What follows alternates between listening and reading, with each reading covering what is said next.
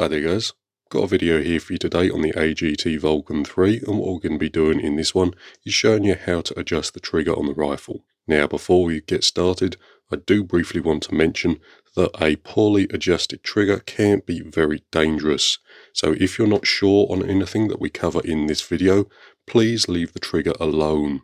A poorly adjusted trigger can go off on its own or not latch at all, so just bear that in mind. If you do end up adjusting your trigger, the one thing that I would recommend is to make a note of any adjustments that you do make. This way, if your trigger stops working, or if you preferred the original factory setup, you can always go back to that. With that said, before we get started, what you will need to do is remove your magazine, dry fire the rifle in a nice safe backstop, and then whilst you carry out your adjustments, you must keep the rifle pointed in a nice safe direction. To adjust the trigger, what we need to do first is remove the action from the stock, and the other thing that I have done is fully degas the rifle and remove the bottle from the front. With that said, what we'll do first is I'll give you a brief explanation of how the trigger works. We'll then go through what each of the adjustments does, and then finally we'll top the video off with some troubleshooting. So the trigger itself is nice and simple. At this end we have our trigger blade, which is connected to this rod linkage here. The rod connects directly to the trigger cassette at the back here, and then in the middle we do have this spring and this collar here. These two components control the return rate of the trigger and also the first stage weight. If we take a closer look at the trigger cassette at the back. Right, so I've brought you in nice and close so you can see all the components, and there are just a couple that I would like to point out.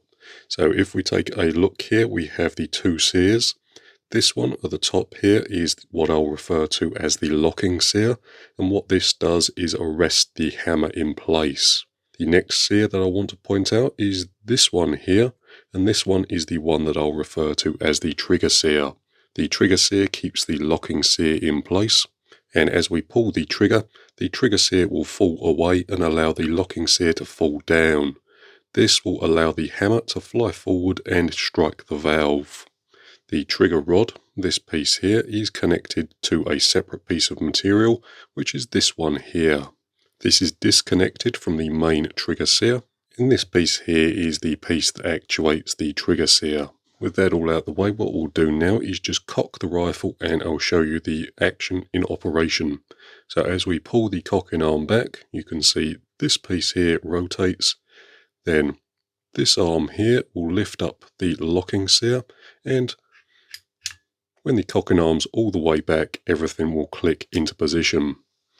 The hammer is now arrested so it can't fly forward, and then as we push the cocking arm forward, you can see the sear engagement in the middle here. So just these two pieces. As we pull the trigger, you can see that the rod there is moving. Then when we get it to a certain point, we feel the second stage. Pulling through the second stage allows the trigger sear to fall out of position and allows the hammer to hit the valve. So I'll just show you that one more time. Pulling back the cocking arm, all the sears lock into position, and then pulling the trigger allows this sear here to fall out of position. Right then, with that done, the next thing we'll do is briefly run through our adjustments. So starting at the trigger and moving back, the first one that we come into is the return spring pressure here. This is adjusted with a 1.5mm Allen key in this set screw here. Loosening that allows us to move this collar. The further back we move the collar in relation to the spring, the less spring tension will be on the trigger. Now, we'll say that you do want the spring to be engaged, so moving the collar all the way back here will be detrimental to the way that the trigger works. This adjustment here will alter the weight of the first stage, and to a much lesser extent the weight of the second. Typically speaking, I like to have mine backed off pretty much as far as I can, although with just a little amount of spring tension on there to make sure that the trigger resets after every pull. On the AGT Vulcan 2, I did replace this spring for a lighter one. However, on the Vulcan 3, I haven't found myself needing to. Moving back once more, the next adjustment we have is the actual rod length. Now, technically speaking, the rod length does affect the actual first stage travel. However, the first stage travel is pretty much set from the factory by this piece of material here. If we were to take it out, the actual shape of the material would be like a crab's claw. What this does is wrap around the trigger sear at the back here, like so. So when it's in position, it's pretty much like that. Then as we pull the trigger, the other side comes round and actuates on the sear. So the actual first stage travel is set by the distance between the two jaws and cannot be altered. Well, you could with a file, but I would highly recommend leaving it as it is.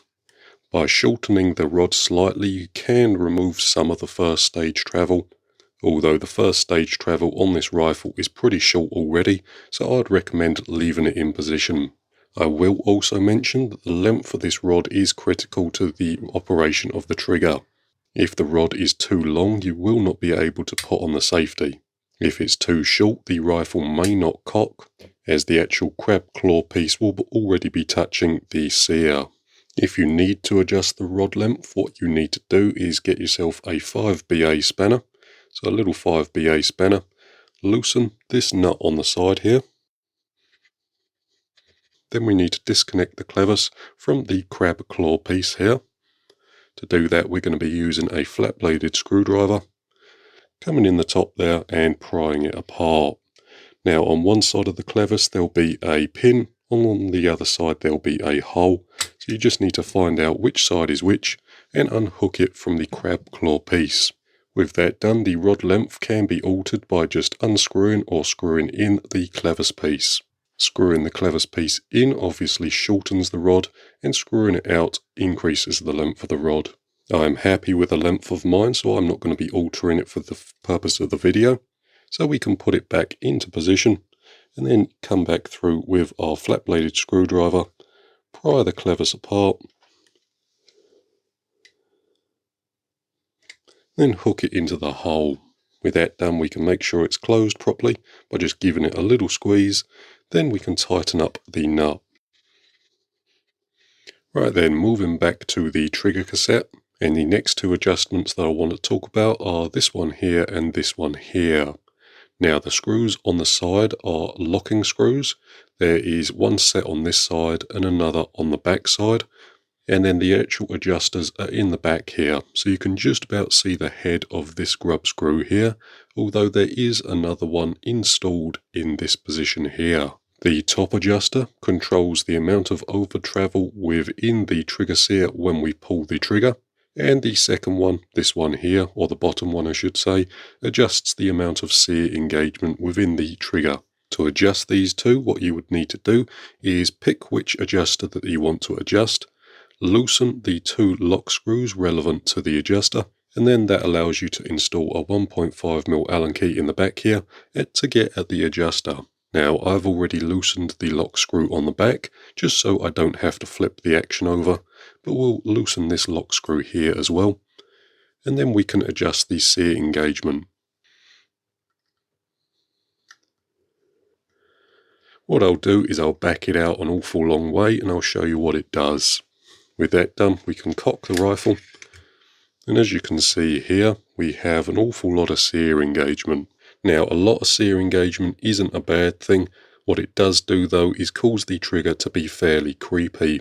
What I mean by this is that as you pull the trigger, you take up the first stage, you come to the second stage stop, then you have to pull through the second stage in order to get the rifle to fire. Too much sear engagement causes a creepy trigger, too little sear engagement causes a trigger to be dangerous.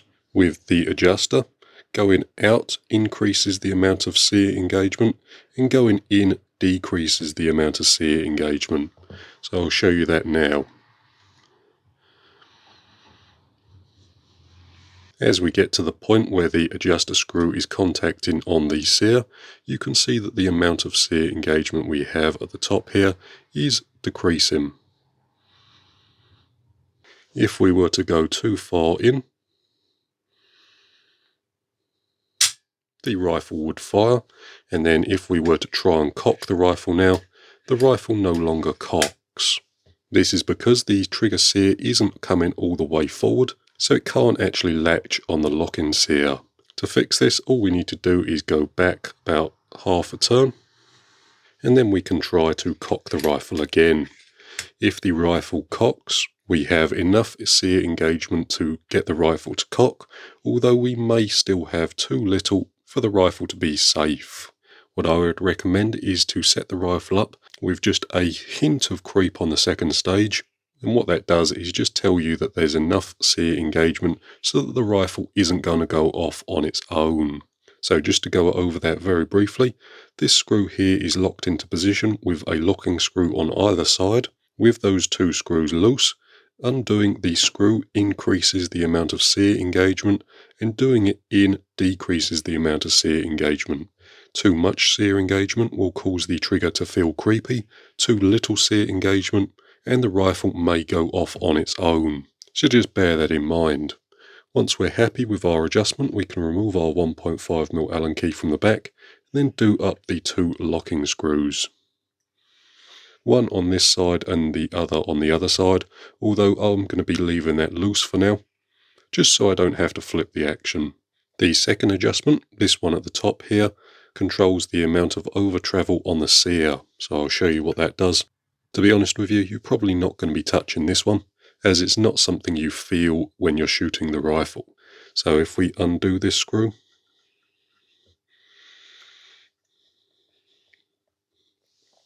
and then pull the trigger, you can see that the trigger sear itself falls backwards. However, if we continue to pull the trigger now, we can actually get this sear to drop down. This little stop screw here stops this from happening. So if we just reset that, then we can do that in. Then we can cock the rifle, and then we can try and pull the trigger. So as you can see now, the trigger itself is jammed up. There's no movement there whatsoever. What we need to do is unscrew this until the trigger starts working again. As you can see there, the trigger is now moving. And if we give the trigger a nice pull, the actual locking sear no longer falls down into the actual body of the trigger. So that's now properly adjusted. We can lock that into position. So just to run through that one more time, it's locked into position by two locking screws, one on either side. The screw itself controls the amount of over travel in the trigger sear, and if it's done too far in, you probably won't be able to pull the trigger, and if it's done too far out, the actual locking sear will fall directly into the trigger cassette. But again, probably not an adjuster screw that you're going to need to touch from the factory. Right then, so with that all said and done, that's how to adjust the trigger on the rifle. What I've gone ahead and done is absolutely ruined the trigger on this particular rifle, just to show you how to get it back. So as you can see here, the rifle won't cock, no cocking involved there. The trigger is pretty much jammed solid, and I haven't made any notes to what I've actually done, so I'm totally stuck. It's not a problem though, we can work it out. So the first thing we're actually going to do is disconnect the trigger linkage and start work on the back section first. To do that, we're going to be bringing back our flat-bladed screwdriver, flipping the rifle up, and then disconnecting the clevers. This does mean that we don't have access to our trigger now, but I will show you how to fire the rifle with the trigger disconnected. Right then, so I've brought you in nice and close, and as you can see here, our trigger clevers is disconnected. To fire the rifle, what we will need to do is just push up on this little crab claw piece here. But for the moment, if we bring the cocking arm back, as you can see there, the trigger is no longer functioning. What we're going to do is just unscrew both of the adjusters out most of the way. I have also removed the locking screws just to allow us to get at these adjustments. So as you can see there, both of the adjuster screws are poking out a fair amount. We can then bring the cocking arm back. It should cock at this point, so we can see the sear engagement in the side there. What we're going to do now is just adjust this bottom one to reduce the amount of sear engagement to a reasonable amount. So for now, I'm going to leave it there. We can always fine tune this at a later date. And for your reference, the grub screw at the back here is pretty much flush. The next thing we'll do is fire the rifle using the crab claw piece and see where our trigger lands up. So if we pull it all the way down, you can see that our lockings there falls back into the action. So I'll just push that back into place. And then we can do this screw up. What we'll do now is cock the rifle once more, then try and fire it. So the rifle still fires at the moment, and then if we try and over travel the trigger, you can see that it no longer allows the sear to fall back down. So I'm going to leave that screw where it is. So I've locked both of these adjustments off on this side. So now we can cock the rifle again just to make sure everything still works, which it does. At the moment we're not going for a perfect trigger, we're just trying to get a working trigger. We can always play around with the adjustments after. The main thing though is to get the trigger working. With that done, we can now work on getting the trigger linkage reconnected. And the first thing we're going to do is reset the trigger weight, so this spring here. So we'll undo that, get it all the way off, then just push it on just a tad. And that's pretty much how I like my triggers. They're nice and light, but not so light as to not work. The next thing we can do is check the length of the actual trigger linkage. So to do that, we're just going to push it lightly into position and then take our flat-bladed screwdriver and get this clevis installed. Now, as you can see there, I am struggling. To be honest with you, I did know it wasn't going to fit, but we are struggling at the moment, so we need to change the length of the rod. From my observation, the rod looks to be too short, so what we're going to do is gently bend the rod out of position, unscrew the clevis a couple of turns, just like so, and then recheck it.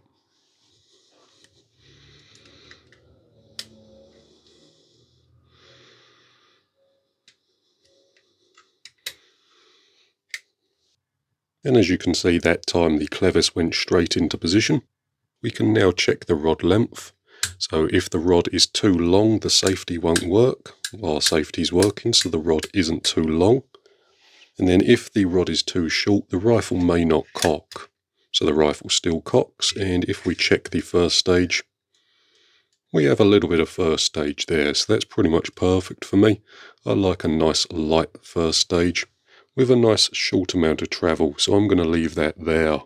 The next thing we can do is tighten up this locking screw, or this locking nut I should say. We'll get that done up using our 5BA spanner. With that said, the rifle is cocked, our safety is on, so the trigger shouldn't work at this point. Give that a nice solid tug and it doesn't work, so then we can flick the safety off, pull the trigger, and as we can see there, the trigger is now functioning. So as you saw there, it's a real simple, easy process to get your trigger working again. If you do end up messing it up, you just need to attack one piece at a time. Right then, with that all said and done, that is the trigger fully reset. We could go through and fine tune all of the components until we get it exactly where we want it. However, the main aim of that little exercise there was to go through nice and slowly, step by step, and show you how to reset your trigger if it ends up going badly. So at this stage here, the trigger does feel nice. It does have a little bit too much second stage creep for my liking, but we could easily take that out. However, I won't bore you with all of that. So for now guys, that's pretty much going to do it for this video. Thank you very much for watching. I hope this has been useful, and we'll see you in the next one.